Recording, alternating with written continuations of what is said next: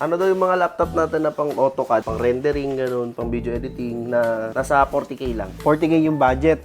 Sakto, meron tayong kakarating dito. Ayan, oh. Yung second batch natin ito naubos na. So, ito na yung third batch natin. Ito yung Acer Nitro B50 natin R2MO. Nasa 200 pieces to. At ang maganda dito, manipis siya. Kaya bagay sa mga taong on the go, yung mga mahilig mag-travel or sa mga students na laging dinadala yung laptop sa school nila. Meron tayong logo dito ng Nitro. At Para siyang Predator, no? oh, yung logo ng Predator na inate. Ito, meron tayo ditong exhaust. Ayan sa likod. Malaki yan. Ito naman yung ilalim nyo. Oh.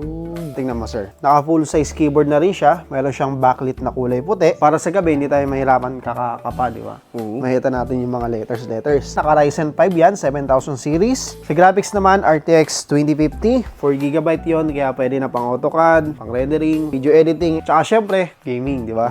DDR5 na rin yan. 8GB yun. Ang maganda dyan, kaya mabenta sa atin kasi meron tayong free na 8gb pa ulit. oh, di ba? Naka Wi-Fi 6 na rin yan, boss. Oh. Uy, mabilis.